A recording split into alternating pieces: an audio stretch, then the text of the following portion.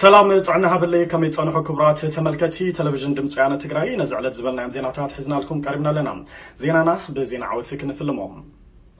حيت سراويت تግራይና بوفر صحي براء زجمرو متأنا سفيح متقعتي نمخلاف تنقصعيسو زنبرا حيل صلاعي بمجفلا لعلي 15,500 سراويت فاشيست أبي أحمد كاب طقم وصاي كم زجبرم وتدرو كوماند سراويت تግራይ أفليطلهم صلاي كاب علت نحاس 13 كساب 15 عامة مرت نتخطاتلتي 3 معالتي نقسقاس سراويتنا كعقتيلهم كاب دسي تبقيسو أبي كباب قاشنان هاموسيتن بمقرات أبي كبابي دبرتها ورزنبرا حيلنا نموقع شدشتا كفلات سراويت بمستاف كمون صلاي أبي تمساسال أوان بأنفت دسيم أبي مونغو ولديان مرسان بدحريت بمقرات مرسا زعاتوان كاب ورقيس سادما فيت زي قوارتن تخطاتالن ترمت كعت خقبر زفتنن نبزوح عمتات فولي سلطنا زوصدون كساب أفنجهم زمناو عدقي زتعادقون فولياتن مرصاتن زتبهالو سراويت فاشيست أبي أحمد والان تسلفن جقنا سراويتنا دمساساي وقعيت بمعراف ملوء كحمشش غيرولهم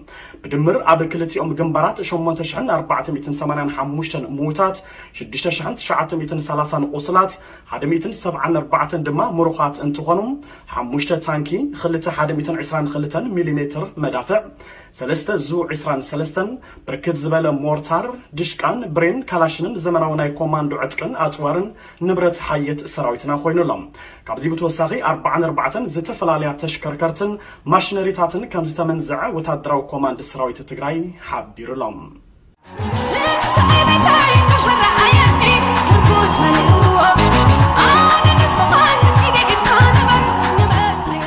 أبزوانا ويتسقنين إرب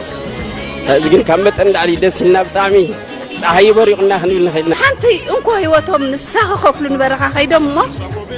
زم دقنا جغانو تاريخ صريحكم الله سفلو كمت أن علي تحبسنا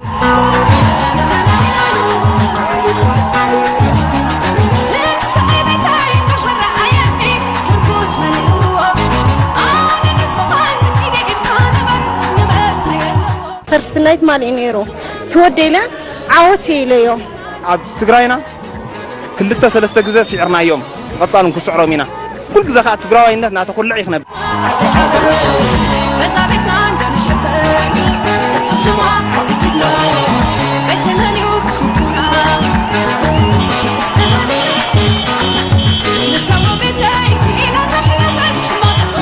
ناي قطر العجلات ناي توصل العجلات النورة صلاي إيه كندم سلسلنا تردسنا شو يكون الهادي متصرع توابي سعره بجقناتهم بليز أنا نبتي بعزمة تلف صحيواتي أنا نبتي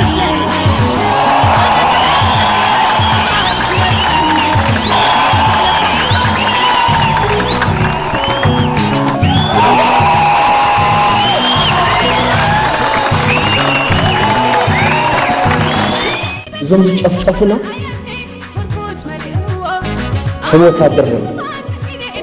تحيلهم زي درسنا حرهم زي نوص اسبل فلك مش كله إيد لما هاون كأهم عدل زيتون كأهم بيفهموا تادر إيد متلوثوا بتش حرب إيد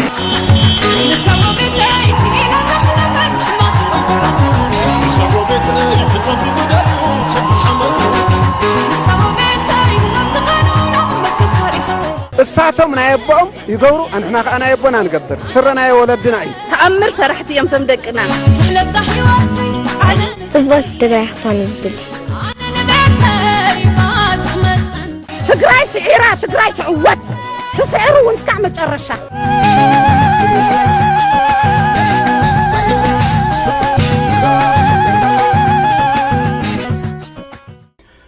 نابي خالوت زيناتاتنا كنسقاقرم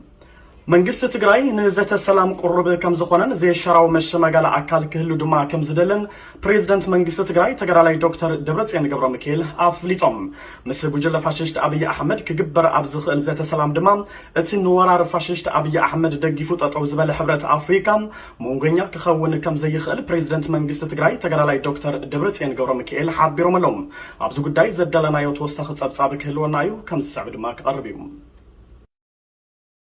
ፕሬዝዳንት መንግስት ትግራይ ተጋርላይ ዶክተር ደብረጽዮን ገብረ ሚካኤል ናብ ዋና ጸሓፊ ውድብ ሕብራት ሃገራት ኣብ ዝለኣኽዎ ደብዳበ መንግስት ትግራይ ነቲ ንልዕሊ 9 ኣዋርሕ ዘቑፀረ ኩናት ብሰላማዊ ዘተ መዕለብ ንኽረክብ ድልው ከም ዝኾነ ኣፍሊጦም ተጋርላይ ዶክተር ደብረጽዮን ኣብቲ ደብዳቦኦም መንግስት ትግራይ ዘተ ንኽጅምር ከም ቅድመ ኩነት ካብ መንጎ ዘቕረቦም ጉዳያት ሓደም ዘይሻራዊ መንጎኛ ወይ ድማ ኣሸማጋላይ ከም ዝኾነ ዝሓበረ ዴይሊ ሜል ሕብረት ኣፍሪካ ግና መሸማገል ክኸውን ከም ዘይኽእል ምሕባሮም ገሊጹ እዩ ነዚ ድማ ይብሉ ፕሬዝዳንት መንግስት ትግራይ ተጋርላይ ዶክተር ደብረጽዮን ሕብረት ኣፍሪካ እቲ ኩናትን ትጅምር ንወራር ፋሽስቲ አቢ ኣሕመድ ደጊፉ ጠጠው ኢሉ እዩ ምባሎም ተዛሪቦም ፋሽስቲ አቢ ኣሕመድ ንትግራይ ከቢቡን ሓኒቁን ህዝቢ ትግራይ ብጥሜት ንምጽናት ከም ዝዓለመ ተጋርላይ ዶክተር ደብረጽዮን ገሊጾም እዮም ኣብቲ ብቅድሚ ትማል ዝተሳለጠን ብዛዕባ ቅልውላው ትግራይ ዝዘተየን ዋዕላ ባይቶ ጸጥታ ውድብ ሕብራት ሃገራት ዋና ጸሓፊ እቲ ዓለም ለኸ ውድብ አንቶኒ ጉተሬዝ ፋሽስቲ አቢ ኣሕመድ ናብ ትግራይ ረድኤት ከይኣቱ ከም ዝኸልከለን ብትረትን ትነቕፉ አምባሳደር አሜሪካ አባይቶ ጸጥታ ቦገነን እቲ ፋሽስቲ አቢ ዘንበሮ እገዳን ተዘይተልዒሉ ብዙ ህዝቢ ብጥሜት ከሃልቕ ከም ዝኽእል አጠንቂቐን እየን ምክትል አምባሳደር ኣብ ባይቶ ጸጥታ ብግድአን ኣብ ትግራይ ብዛዕባ ፋሽስቲ አቢ ዝፈጠሮ ሰብ ስራሕ ጥሜት ምዝታዩ ኣዝዩ ከም ዝሕዝነን ሓቢረን ኣብቲ ብሓሙ ዝተሳለጠ ዋዕላም ከም ኣሜሪካን ኖርዌይን ዝበላ ሃገራት ባይቶ ጸጥታ ኣብ ልዕሊ ጉጅለ ፋሽስቲ አቢ ተሪር ስጉምቲ ንኽወስድ ከም ዝሓተታን ሩስያን ቻይናን ግና ኣብ ልዕሊ ፋሽስቲ አብይ ማዕቀብ ከይነብር ከም ዝተቃወማ ጸብጻብ ዴይሊ ሜል ኣመልኪቱሎም ኣብ ትግራይ ከቢድ ሰብኣዊ ቅልውላው ከም ዝተፈጠረን ብኣማይት ኣሸሓት ዝቁፀሩ ሰባት ድማ ብጥሜት ክሃልቁ ከም ዝኽእሉን ተገሊጹሎም ኣብዚ ሕዚ እዋን ፋሽስት አብይ ኣሕመድ ብሰንኪ ዝፈጠሮ እገዳ ኣብ ትግራይ ዝተኸሰተ ሰብኣዊ ቅልውላው ብዘሰንብድ ኩነታት ከም ዝተጋደደን 900,000 ሰባት ድማ ብጥሜት ይሳቀዩ ከም ዘለውን ዶቼ ቬለ ጸብጺብሎም እዚ ኣዝዩ ዘተሓሳስብ ጸገም ብቀንዱ ፋሽስት አብይ ኣሕመድ ሰብኣዊ ሓገዝ ናብ ትግራይ ከይኣቱ ስለ ዝኸልኸለ ከም ዝተፈጠረ ድማ እቲ ጸብጻብ ኣመላኺቱ ኣብዚ ሕዚ ሰዓት ኣብ ትግራይ ዝነብር ህዝቢ ሰኣን ቀረብ ምግብን ግልጋሎት ሕክምናን ኣብ ዝሰክፍ ኩነታት ከም ዝርከብ ዝሓበረ ዶቼ ቬለ ብፍላይ ንህፃናትን ኣዋልድን ኣብ ከቢድ ሕሰም ከም ዘለው ኣፍሊጦሎም ማሕበረሰብ ዓለም ኣብ ኢትዮጵያ ሰላም ንኽዓስል ብርቱዕ ጻዕሪ ኣብ ዝግበረሉ ዘሎ ኣብዚ ሕዚ እዋን መንግስቲ ትግራይ ንዘተ ሰላም ቁርብነቱ ከም ዝገለጸን ፋሽስት አብይ ግና አንጻር ሰላም ሓንጊዱ ህዝቢ ንኹናት የላዓል ከም ዘሎን እቲ ዜና ወሲኹ ሓቢሩሎም ካብ ቴሌቪዥን ድምፂ ወያነ ትግራይ ዜናታትና ሓዙና ቀጸልዮም ኣብ ተመሳሳሊ ዜና ኣብ ትግራይ ብሰንኪ ሕፅረት ቀረብ ሓገዝ ምግቢ ምክፍፋል ከም ዘይተኸኣለ ውድብ ሕብራት ሃገራት ኣፍሊጦሎም ቤት ጽሕፈት ምትሕብባር ሰብኣዊ ሓገዝ ውድብ ሕብራት ሃገራት ማለት እውን ኦቻ ፋሽስት አብይ ኣሕመድ ሰብኣዊ ሓገዝ ናብ ትግራይ ከይኣቱ ብሰንኪ ዘንበሮ እገዳም እቲ ኣብ ትግራይ ዝነበረ ሰብኣዊ ሓገዝ ናብ ተጠቀምቲ ተኸፋፊሉ ስለ ዝተወደአን ሓዱሽ ቀረብ ብዘይ ምእታው ኣብዚ ሕዚ እዋን ሓገዝ ምግቢ ምክፍፋል ጠጠው ከም ዝበለ ዕላው ገይሩሎም ኣብቲ ዝሓለፈ ሰሙን ኣብ ትግራይ ልዕሊ ፍርቂ ሚልዮን ሰባት ረድኤት ከም ቀበሉ ዝሓበረ ኦቻ ካብ 14 ናሓሰ 2013 ዓመተ ምህረት ጀሚሩ ወላ ሓደ ሓገዝ ናብ ትግራይ ከም ዘይኣተወ ኣመላኺቱሎም ብሰንኪ ሕፅረት ቀረብ ድማ ኣብ ትግራይ ዝካየድ ስራሕቲ ሰብኣዊ ሓገዝ ዓብይ ብድሆ ከም ዘጋጠሙ እቲ ትካል ትማሊ ኣብ ዝዘርግሖ መግለፂ ፕረስ ሓቢሩሎም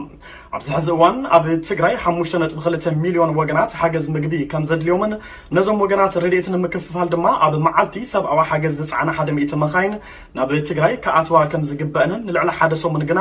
ወላ ሓንቲ መኪና ናብ ትግራይ ከም ዘይኣተወትን እቲ ዜና ሓቢሩሎም ዝባና ወረቻ ዘይስቀሎ ድሙቕ ታሪኽ ነወት ድሙቕ እዩ ሕብረና ዘይሓስብ ዝበጸለሎ ሃልዋትናን ድሕንነትናን ብቕልጽምና ቅልጽምና ዘይጥወ ብሓይሊ መንገድ እንትሕግር ኣነሰግሮ ብብልሃት ነሰግሮ ብዓቕሊ ኣብ መወዳእታ ኣብ ሕሞራን ከባቢኡን ዝነብሩ ተጋሩ ሕዝውን ብሓይልታት ትምክሕቲ ክልል ኣምሓራን መላፍንቶምን ኣካላዊ መሃሰይትን ራዕድን ይበጽሖም ከም ዘሎ ተሓቢሮም እዞም ጸላእቲ ንከተማ ሕሞራ ሓዊሱ ኣብ ብዙሓት ዕሸለ ከተማታት ዞባ ምዕራብ ትግራይ ቤት ማእሰርቲ ከፊቶም ተጋሩ ክሳቀዩ ከም ዝጸንሑን ሕዚ ድማ ንባዕዳዊ ሰራዊት ውልቀ መላኺ ኢሳያስ ኣፈወርቂ ኣኸቲሎም እቲ ግፍዓዊ በደላት ኣጠናኺሮም ከም ዝቐጸሉሉን ወኪል ድምፂ ወያነ ትግራይ ካብቲ ስፍራ ጸብጺቡና ኣሎ ባዕዳዊ ሰራዊት ውልቀ መላኺ ኢሳያስ ኣፈወርቂ ካብ ቀረባ መዓልትታት ጀሚሩ ንሓይልታት ትምክሕቲ ክልል ኣምሓራን ሰራዊት ፋሽስት አብይ አሕመድን ተኪኡ ኣብ መብዛሕትኦም ከባቢታት ዞባ ምዕራብ ትግራይ ዓሪዱ ከም ዘሎን ኣብ መብዛሕትኡ ስፍራታት ድማ ኣባላት እቲ ሰራዊት ሲቪል ክዳን ተኸዲኖም ኣብቲ ዞባ ንዝነብሩ ተጋሩ ብከቢድ እናሰለልዎም ከም ዝርከቡን ተፈሊጡሎም